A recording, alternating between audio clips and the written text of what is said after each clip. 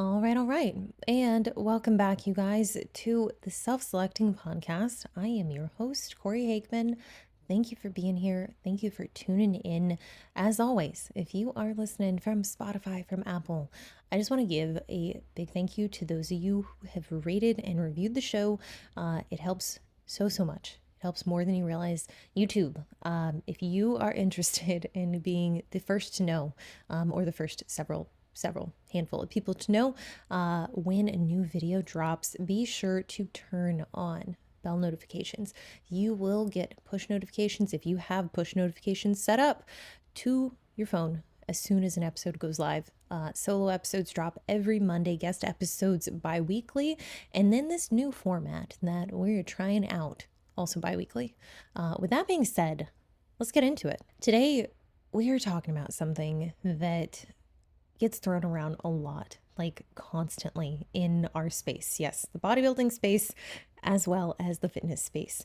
And that is body recomposition, body recomping. Trust me, this idea, it's wildly appealing. And if it were possible, I would do it. But today we're going to go in. I'm going to get into the trenches of what is actually happening in body recomposition because there are individuals who manage to pull it off. I'm also going to discuss who would be a good candidate for it and why many people who aim to recomp actually just end up more frustrated throughout the process. My plan is to walk you through essentially the deeper reason, the underlying processes of why this happens. And yes, I'll also highlight the very few instances where I think it is going to be possible or we see this happening. So when we talk about body recomp, we're basically describing a scenario in which your body composition, the composition of your body shifts. So your fat mass comes down while muscle mass goes up. And within the same window of time, that is the allure, is that you aren't going to have to spend all this time in a dirty bulk where you gain a bunch of body fat and feel like shit and hate how you look, but that's what you have to do to build muscle. The idea with body recomposition is you can lose fat and build muscle at the same time without having to sacrifice in either arena. So in everyday gym talk, that translates to I'm losing fat and I'm getting more muscular, I'm getting stronger without focusing on singularly one of these goals in isolation. Now, it sounds phenomenal, right? And I want you to understand that in a strict physiological sense, these two processes, losing body fat and building muscle, have opposing requirements. In order to lose fat, and more specifically, a pound of body fat over a week's time, 7 days, this requires that you are in a 500 calorie deficit a day. Now, gaining muscle is an anabolic process. And ideally, you need enough energy, which some will say, okay, well, I can do that at maintenance. That is enough, right? Arguably, maybe, but typically it requires a surplus to repair and build new tissue. So if you think about it that way, you need your body to be in two states at once, catabolizing fat stores and simultaneously creating new muscle tissue. Now, this is like trying to accelerate a car while also riding the brakes. One foot is pressing the gas, the other is hitting the brake pedal, and you're not really going anywhere. Yes, there might be movement either forwards or a deceleration, but essentially we're talking about contradictory goals under normal circumstances. So why do so many people get excited about this? Well, it's because it promises the best of both worlds. You see headlines like on people's Instagram, on their stories, get jacked, get shredded in 12 weeks, no dirty bulk, only a lean bulk. You see like these adverbs being put assigned towards these phases that insinuate we can do both things. And trust me, it's extremely seductive. There's no dedicated fat loss phase where you might feel smaller or weaker, and there's no dedicated muscle building phase where you might gain a little bit of unwanted body fat. Instead, you're promised that you can gradually do everything at once. I'll be frank, in practice, this rarely pans out. And yes, there's a kernel of truth behind this idea, but yes, in certain scenarios, a recomp effect can very much look like it's occurring, but that's what I'm going to dissect today. Why people think they're losing fat and building muscle simultaneously, how it actually might be more of an illusion than true concurrency, and which groups of people can pull off a partial version of it for a limited amount of time. If you want to maximize muscle growth, generally you can't be in a deficit. And of course, there are going to be exceptions, or there's going to be instances in where individuals will say like, hey, but I built while I was in a deficit. Meanwhile, if you want to maximize fat loss, you typically can't be giving your body more energy than it needs. And I think the argument is a little easier for people to get on board with when I'm framing it like, well, this person thinks that they can lose fat while they're building. How is that physiologically possible? And that's the crux. These are physiologically opposing demands. And this is why a notion of pure like 50% muscle gain and 50% fat loss every single week, it just defies typical and very well studied and understood metabolic rules. Now you can tiptoe in the middle, but in terms of the actual progress that you're generating, I don't find that to be very practical or very appealing to most people. But let's get into it. Why is there even an illusion of recomposition? Why it might seem to work sometimes? Some individuals will add muscle at a very favorable ratio, so much so that concurrent fat gain is overshadowed by muscle growth. So I'll give you an example. Client just checked in yesterday. We've been working together for 6 months. She has gained roughly 6.5, 7 pounds. We've been in a build the whole time. And one of her complaints in her check-in, she's like, yeah, like I'm noticing a little bit of fat gain at this point. And I'm like, when we look at pictures, you're reasonably the same body fat that you were when we started. And like, I have specific landmarks that I'm looking for, like in her midline, like is her abdomen not just around her belly button, but like truly is her abdomen roughly the same body fat percentage? Is she showing any signs of body fat gain? Her lower back, are there more folds? Which also you have to weigh that against, is the individual posing differently, which is why I like to do more of the pseudo relaxed, like standing straight up, not competitor poses for checking pictures in addition to poses if they're a competitor. And I highlighted this. I'm like, hey, your weight is up like 6.5, I think it's like 6.7 pounds. And your back pose looks almost the same. Like yes, maybe there's been some added body fat, but it's very minimal. And what we can see is on her measurements, there is increase in circumference in all of these places. Now, this is what I would consider a very favorable outcome, but not an expected outcome. I think more often than not, people are going to see body fat gain when they're in a build. Now, there are individuals who I will say, worked with, we've gone through a build, and even though their weight's gone up, they've seemingly looked leaner. So same kind of situation. We see this individual and realistically, like they might not be shredded, or they might not have looked like they underwent like a weight loss transformation, but they're definitely not softer. And they're actually noticeably leaner, yet their scale weight is up. Now, in either case, where the individual is actually adding more muscle than they are to fat, or the individual is basically maintaining their fat mass while significantly improving muscle tissue, in either case, if you check their body fat percentages, it drops because muscle mass is going up. And when you think of what body fat percentage actually entails, it's a percentage of fat mass to fat-free mass. And realistically, with my client, I think she checked in on a week where she had definitely discrepancies in sodium intake, in sleep, and her untracked meals. And because of that, I think like particularly she's feeling that inflammation and that water retention. But I've looked at her pictures every week and been like, your weight's going up and you do not look like you're getting fatter whatsoever. And some of these weeks, I even see your waist tightening. I see less of that softening. I see less of that distension, which to me, like arguably you could say that is recomping. Now here's the kicker. This individual in either of these instances, they might still be adding a tiny bit of fat, but it's just small enough that the new muscle actually dwarfs it.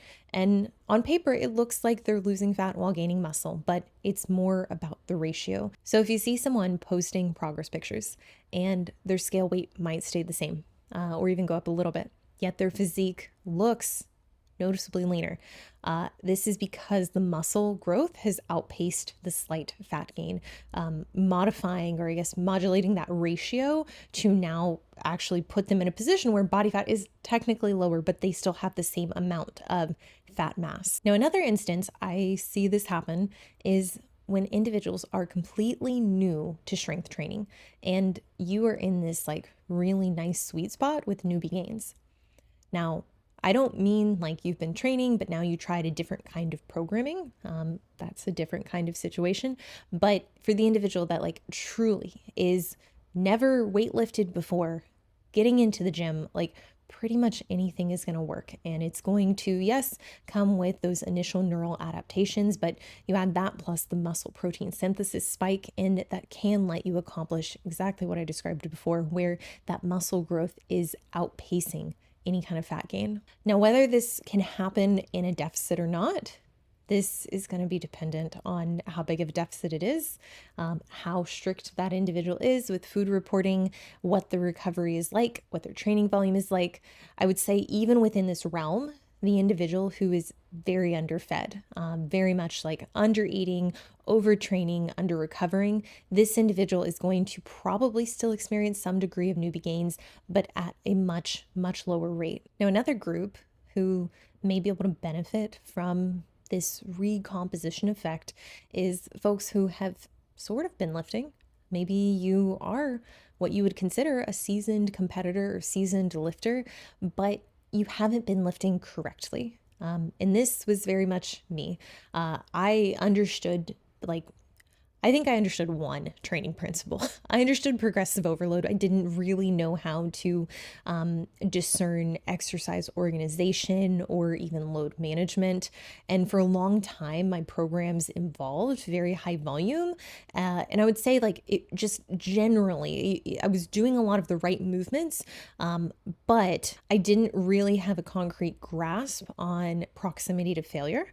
And then just like the programming itself, it was very, very high volume, making it to where the relative nature of what I could achieve in my sets, like the intensity I could hit, wasn't nearly as high as what it is now. And this is largely what I think a lot of bikini competitors experienced when they get their shit together with their training, which frankly, the bar for training standards within the bikini division and bikini fitness is just so poor and so low.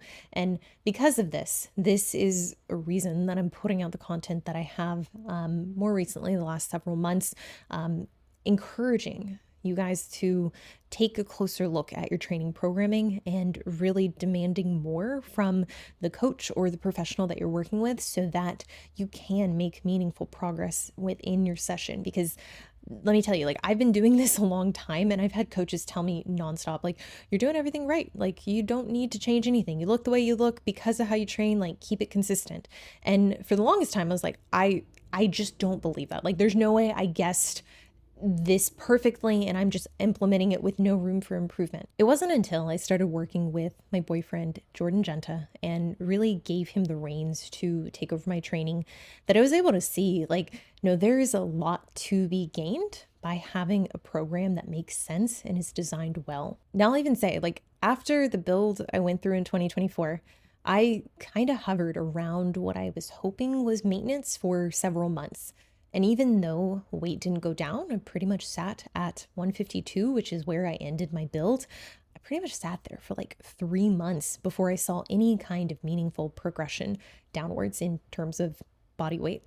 Now, within that, I will say from the months January, February, I was able to see significant improvements in body composition. And is this to say that was a recomposition?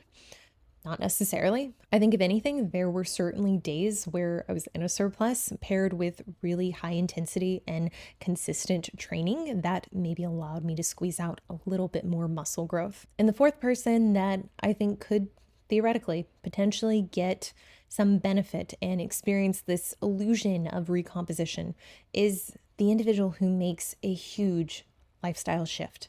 They cut out junk. They start eating enough protein. I mean, like, You would be surprised for everyday individuals, like working with a handful of them now, they come from lifestyles where it's not abnormal to hit 50 grams of protein a day. And realistically, if you take someone who is eating a very low protein diet and you increase that to 1 gram per pound of body weight, you introduce consistent training, you have them start being more mindful of sleep and recovery. And I've definitely had this happen before with clients where just drastically shifting from a very poor lifestyle, they might spontaneously end up somewhere near maintenance and inadvertently experience this recomposition effect.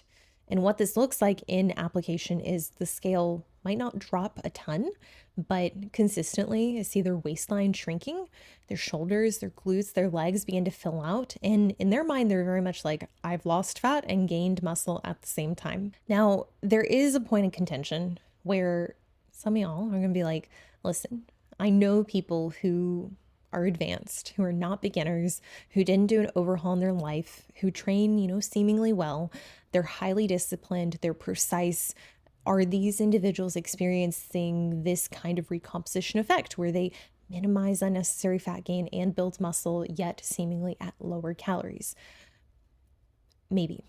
Maybe there are individuals that hormonally they are put in a favorable state where when they are being very cognizant of everything they eat, when they're tracking meticulously, when they're getting a sufficient amount of protein, when their training is 100% dialed in with enough volume, but not too much that they can still recover from it, they hover kind of near maintenance for several months. And there is this question whether or not this person can add a couple pounds of muscle while maybe losing a tiny bit of fat. Now, I don't prescribe to this. I don't think that many people are being as diligent with tracking all of their variables, specifically the training component. And it's not just enough to be like, oh yeah, like I work out hard and I train legs 3 days a week and I train upper 2 days a week and like I continue to make progress. It's like there are components that can be distilled down. You can be like, no, like you got stronger. And I think in reality, not enough individuals are paying attention to the things that matter, specifically that training, to be able to incur like a very slow, methodical approach that demands like near perfect execution. And we also have to look at how are we tracking these changes in muscularity? Because what I found is that a lot of people who will make these like sweeping claims, like, yeah, this person built 3 pounds of muscle in prep, or they were able to completely shift their physique all while eating under their maintenance. I typically find that they are also using DEXAs or some form of body fat scan, hopefully not the electromagnetic kind, that is highly variable and frankly very easy to trick. Now, when you look at DEXAs and you look at what they're measuring, there's going to be a component of intangible fat-free mass that is variable person to person. And I recorded an episode on this around like weight fluctuations, and I think I kind of went into DEXAs here, but there is an ability to modulate what this number reads that is very, very easy to do. And I've worked with some people who frankly, like they've told me, they're like, yeah, like I used a Miralax and I used some dandelion root the night before just because I wanted to make sure that my DEXA read favorable. And yeah, these things, they can be really helpful. And for some people, I do encourage them to use it if it's more convenient or if it's motivating. But I think we need to be really honest that degree of variability for some people can be very frustrating and very discouraging. And in the case that someone, goes in and they do see that they gained muscle in a fat loss phase, like I would kind of come back to, were they a complete beginner? Did they introduce steroids?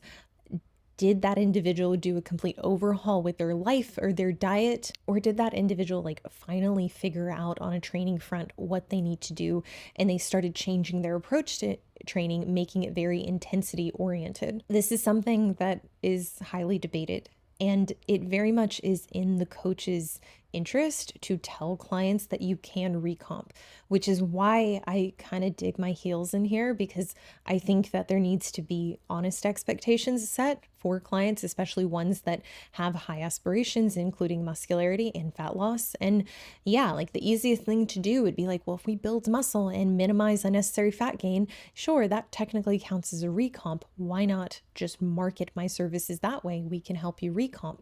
I feel like globally that is misleading. And frankly, it doesn't take into account the fact that if you are to follow a program like this, if you are to try to go about like a lean bulk or a build that really does minimize unnecessary fat gain, that's probably going to require a level of restriction that some clients might not be able to adhere to. Here's what I believe to be happening. In many of these like recomp success stories, the person is either maintaining or they're gaining. So if they're maintaining, they're roughly the same fat mass while adding muscle, so the body fat percentage goes down. Or in the case that they're gaining, yes, a tiny bit of fat, but far more muscle is accruing. So the net effect is leaner visual appearance. And at the end of the day, like if you're going to embark on this, your scale weight, it might not move much, or it could even go up, yet your clothes fit better. And that's largely what I would say is a good indicator that you are building and that, theoretically you are recomping even to a very mild extent. But for many, I think that having segmented phases where you focus specifically on fat loss or building is going to be much more productive and much more rewarding. And if you're advanced and you want major muscle growth, which like 5 pounds is not a small amount of muscle growth, if you're trying to tiptoe near maintenance and you're finding that like the results are not what you're hoping for, yet you're doing all the things, you're trying to maintain high adherence, you're trying to minimize unnecessary fat gain, I would strongly consider whether or not this is the most effective use of your time. And this isn't to discourage anyone from, attempting recomposition. If you have some success in it, amazing. But I think in reality, what's actually happening is we're mostly just seeing a subtle ratio shift that is quite modest in the bigger picture. Now, I understand everything that I just went through. It seems maybe a little grim or discouraging, like, okay, well, I am not a part of these categories, or I don't think I am, so I probably can't get any progress if I attempt, to recomp. And in reality, the good alternative to this is focusing on a dedicated growth phase if you need more muscle, if you desire more muscle, and doing so in a way where adherence is high and you're closely monitoring fat accrual so that you are able to still maintain some degree of visibility on the muscle that you're gaining. But I get it. Many individuals, they hear the hype, they hear that this coach got this client to recomp and just skipped the traditional bulk or cutting phases. But for the majority, trying to do both at once likely will lead to mediocre outcomes. And I think there are specific people who I would strongly dissuade against recomping. Number one, people who are desperate for weight loss. If seeing that number on the scale is a major stressor, and generally you're just very uncomfortable in your body on account of your body fat percentage, you'd likely be better served by a structured caloric deficit to just steadily watch the pounds come off. And understanding that recomp, it's going to be slower, it's going to be subtle, and that might actually frustrate you and make you lose motivation, which ultimately is just going to turn this into this perpetuating cycle where now you go off track, you gain even more weight, and you continue to feel desperate to be at a lower body fat percentage. Number two, someone who is inconsistent with the gym. Now, in order to recomp, this is predicated on building muscle. And to see muscle growth, you need progressive overload. You need consistent sessions. And if you travel frequently and maybe this inherently is causing you to skip workouts or have really bad workouts or really like passive workouts, or maybe you don't travel and you just never stick to your plan for more than a couple weeks, I would forget about the synergy that is needed for recomp, because a big part of that is based on your ability to build. And in this kind of individual, you just won't have enough training stimulus to actually get that muscle accrual. And you'll see neither clear fat loss or muscular development, which is exactly why I think it's really important to be clear and dedicated to that phase and what that phase entails. Number three, hormonally, there is imbalance, there's dysregulations. If your hormones are out of whack, low sex hormones, thyroid issues, high cortisol, your body could actually struggle to shed fat and to build muscle simultaneously. And you're likely to just spin your wheels. And regardless of if this is caused because of biologic age or an external catalyst, it's important to address this underlying issue or concern first, rather than trying to perfect the recomp. Number four, individuals craving dramatic changes. Now, some people, they want to lose a large amount of fat or gain a significant amount of muscle. Now, if you are going for big definitive changes like a transformation. And this can be dropping 20 plus pounds or adding 10 pounds of serious mass.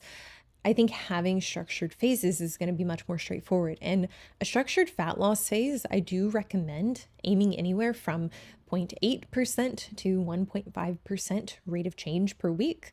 Now, in terms of a build, we know that there is likely going to be some fat accrual if you're in a surplus, which a lot of people tend to assume that you need to be in as aggressive of a surplus as you do a deficit to make the same kind of progress. And the reality is, if we're building, we just need a slight surplus. We just need enough fuel to ensure that we're not teetering into a deficit. So for many, this can look like 150, 250, 300 calorie surplus above maintenance. And it's important to also understand that maintenance can fluctuate day to day based on activity levels, based on recovery. So if you are like establishing a structured build, it's really important that we're keeping an eye both on scale weight, looking at a full collection of 7 data points for the week, comparing that average to last week's average. And then I would also say having some kind of alternative metric to then establish changes in body composition, like measurements, and specifically measuring areas that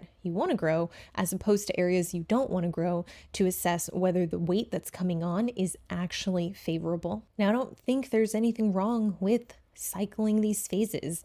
There absolutely is a point at the end of a build where body fat and continuing to escalate it up is no longer productive. And I would say largely this is going to be dependent on the individual's composition and the rate at which they're gaining and whether or not they have a high propensity to lose body fat or store it. Now, when we're assessing how deep you should get into a cut, there are absolutely body fat percentages that are no longer productive. And we should really consider this relative to what the post-diet period is going to be like. So if getting to, let's say, 11 or 12% as a female, if that's an aspiration that you have, but you know that you're already really accumulating dietary fatigue and you're barely at 17% body fat, well, that's a pretty significant difference and you've got a long way to go, which if you're already getting to the point where there is a lot of strain and it's difficult to be adherent, it probably is an indication that maybe we shouldn't go all the way to 11 or 12%. Maybe we should stop somewhere closer to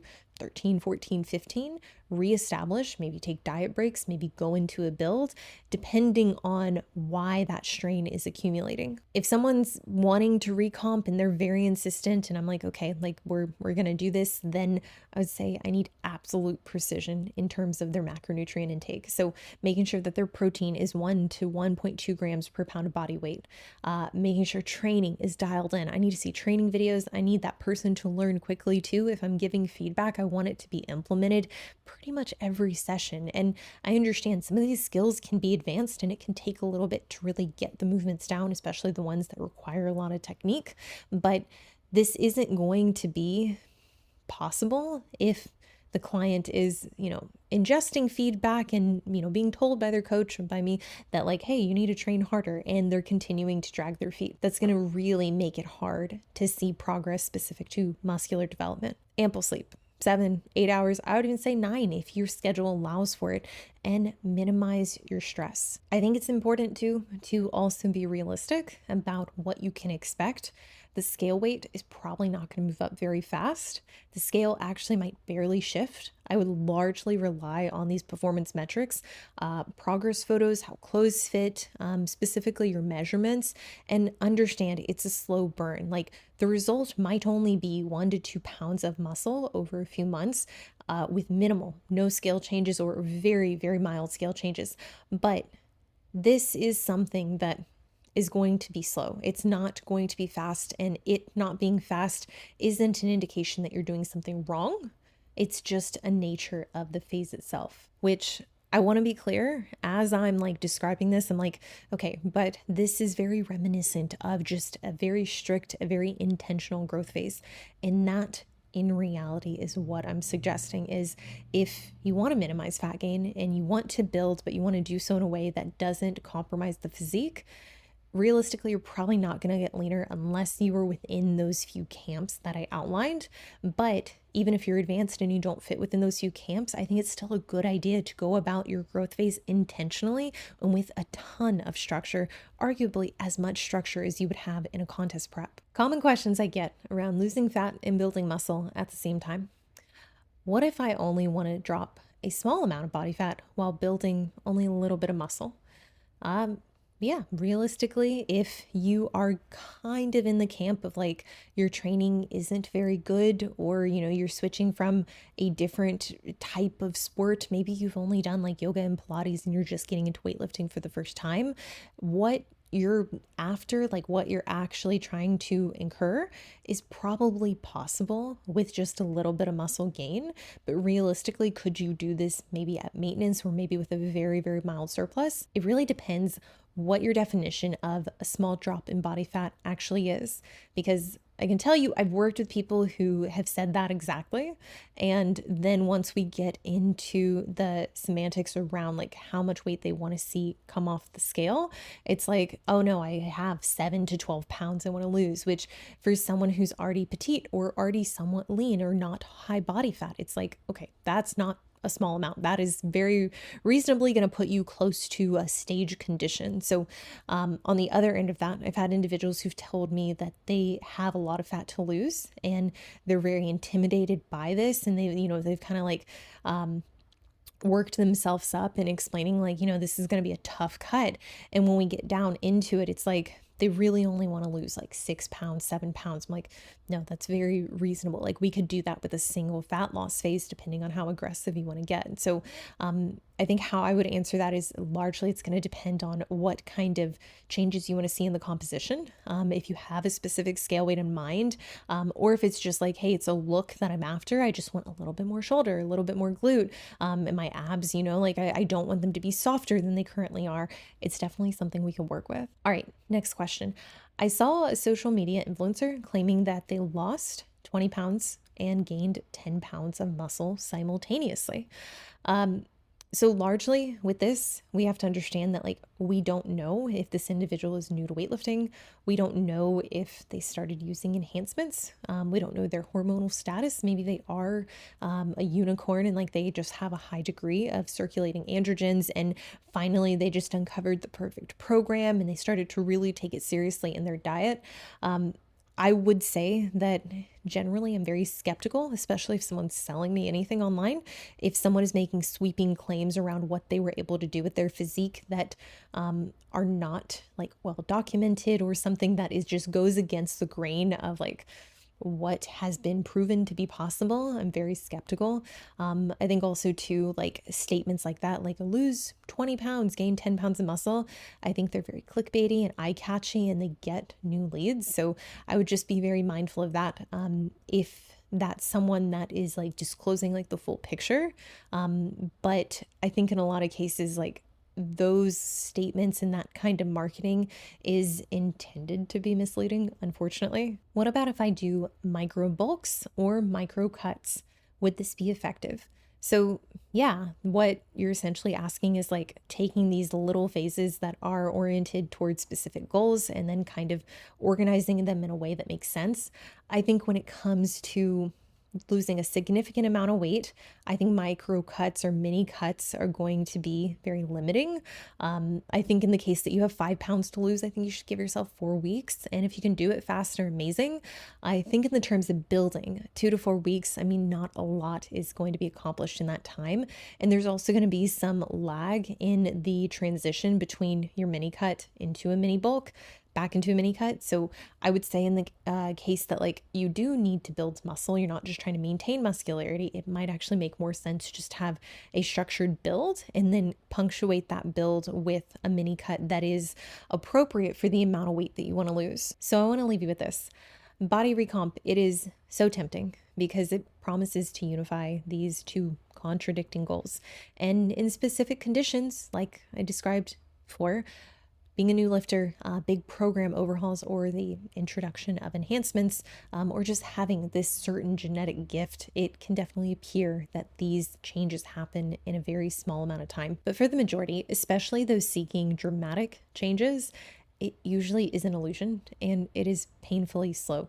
That oftentimes doesn't yield the entire result that you were initially hoping for. I personally have found a phase specific approach is going to be much more effective and motivating and rewarding.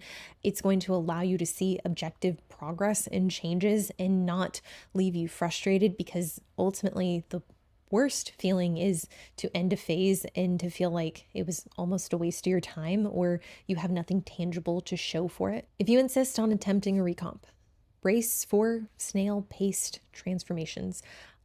It's not going to be mind-blowing. It's not going to be something that wows you.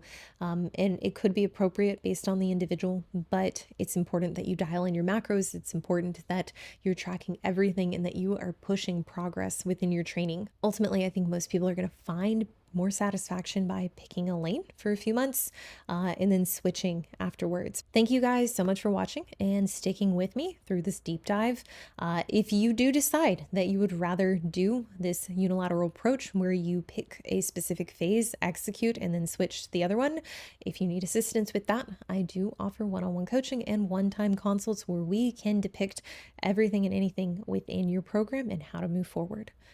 As always, guys, thank you for listening, and I'll see you in the next one.